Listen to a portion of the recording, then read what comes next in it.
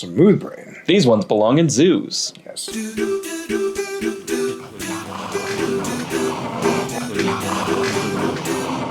Welcome back to Brick Brain Media on our brand new series, Smooth Brain. This series, we're going to be discussing people that have smooth brains, idiots. Sometimes we call them Brians. You're going to see why. So, the topic for today is going to be zoos and animals and such. So, smooth brains in zoos. Let's get into it. I'm going to start off with a story from 2012. After an evening of heavy drinking at a nearby beach party, these two Welsh friends thought it would be a great idea to break into SeaWorld on Queensland's Gold Coast. They're in Australia. Everything's in Australia. Oh, of course. So first they decided to swim with the dolphins.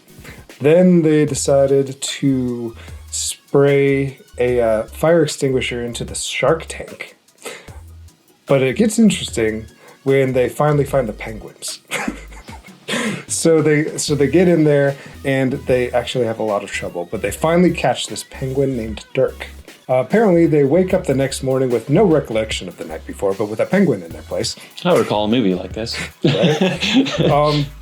And they decide to feed the penguin. They keep it in the shower with cold water. But once they realize how difficult it is to actually keep a penguin, they gave up and decided to release it into the nearby canal. Luckily, some locals who saw them and who had also heard about the penguin napping, they called the police, and the guys got arrested, and Dirk was returned safely home. And the couple of Welsh friends were charged with trespassing and theft. Brian, put that penguin down. So that's got to be a fun time, waking up with a penguin in your room. Yeah. Well, while I was looking around, I also went to an aquarium of sorts, and I found two smooth brains there as well. Always in pairs. Always in pairs, always in pairs. This one actually was a group. They had a getaway driver and everything. So, how about the headline, Group Steals Shark with Baby Stroller? Yep. So we're going to look at that right now. So I'll pull up here for us to see, and you can see right here. Yes, let me pull that up, pull this here, and read this to our audience while we show them returning the shark to the enclosure. It says here in the report that one of the men allegedly lifted the shark out of the water by its tail, and the other man wrapped the shark in a blanket, later placing her in a bucket with a bleach solution and rolling her out into the bleach solution, rolling her out into the parking lot in a baby stroller. When you said bucket, I was happy, but then you said bleach solution. And now I'm sad. Yeah. I don't know what they were thinking there. Maybe there's some thought out reasoning behind this, because this definitely probably not. This was a smooth brain. Yeah, smooth brain stealing a shark from an aquarium with a stroller.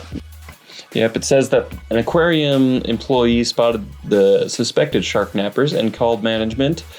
General manager of the aquarium confronted them in the parking lot, but then they refused to let her look inside the trunk where they had the shark hidden. But then the cops were able to show up and retrieve the shark before anything bad happened. Yeah, so don't steal sharks and put them in the trunks of your car, and don't steal penguins and release them into canals, because you will get caught. You will get caught, and harm an animal. That's just not okay. Yeah, not cool, bro. Don't be a Brian. Brian's not a bro. Except for you, Brian. You're cool. Smooth brain Brian. So in 2004, at the Tay Pai Zoo in Thailand, according to reports, this wannabe missionary jumped into a lion enclosure to try to convert the lions to Christianity.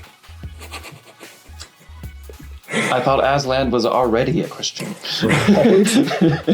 Oh, but no, so he was talking to the lions about Jesus and stuff, and then he eventually started yelling at the lions when they were ignoring him. And that's when they started to bite. So I do have a video. If you don't want to see some guy get bit by lions, don't watch it, I guess. But warning here. Look away now. Let's get into this lion carnage. Oh my gosh. That is some gall on him. He is right there. This video. Don't try it home, kids. Yeah.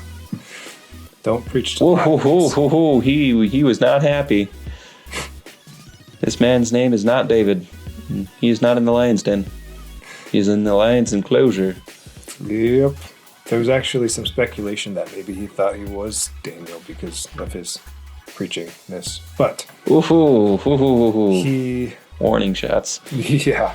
So, of course, the lions were, starting to beat him up and stuff. But then the park rangers actually were able to pull out fire hoses and trank darts to scare the lions off. And that part will come up in a second.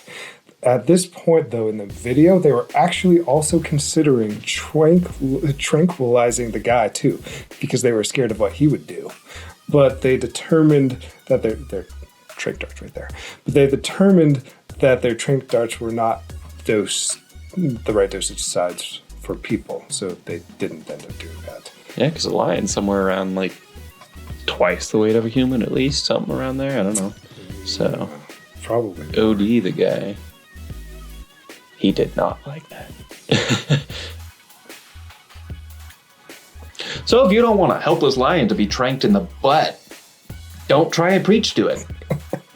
Lions are already Christians. Have you not seen Narnia? What the heck, man? C.S. Lewis has already told us what's up. Right.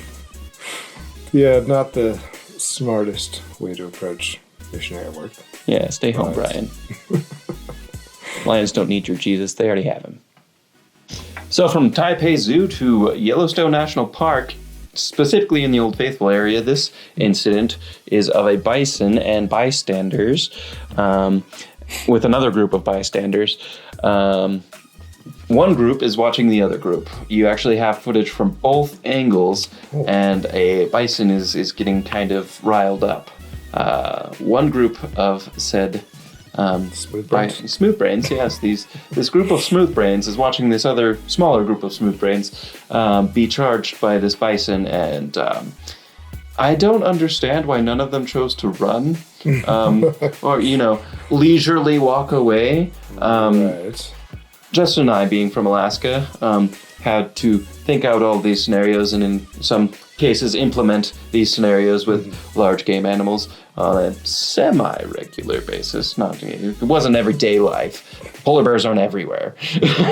So, but I always had this lingering thing that if, in just the right scenario, if you got a big enough tree, and there's a moose or a bear, and it's coming at you, probably more likely to be a moose. Yeah. Bison is closer to the moose. Yeah. Could you rotate around this tree, because you're more agile than the creature, right, and just stay out of its reach continually? I've too. Yeah. So let's watch and see how they handle a similar situation.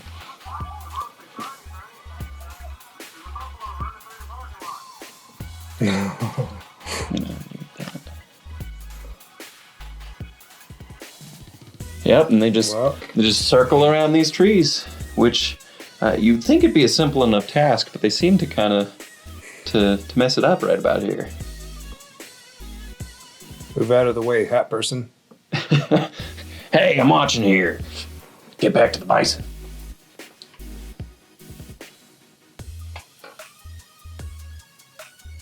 Stay as a group, Brian. Brian, is your head okay? What are you doing? I don't think so. He's just laying there.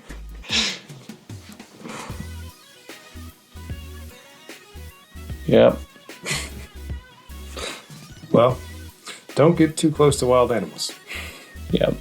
Public service announcement. Yellowstone is full of deadly animals and ones that seem slightly less deadly. A bison is not a cow. It is a wild animal and it can hurt you. This is from a different angle, from in the trees. You see a little bit less, but they actually talk about what's going on while they're in there. So this is the point that they probably should have just, got out of there. This kid kind of... Right. He's... That's the real smooth brain. Yeah. Don't run, don't run. He's running. That bison's elbows need a haircut. This is why I want a camera on me at all times. Moral of today's story, don't mess with wild animals or even animals in captivity. They're not yours. They're not your friend. And they don't like being preached to. So that was our first episode of Smooth Brain. Join us back here tomorrow where we're going to be lying to each other. It's going to be a lot of fun. And if we get this wrong and don't figure out the truth, there's going to be punishments. So stay tuned.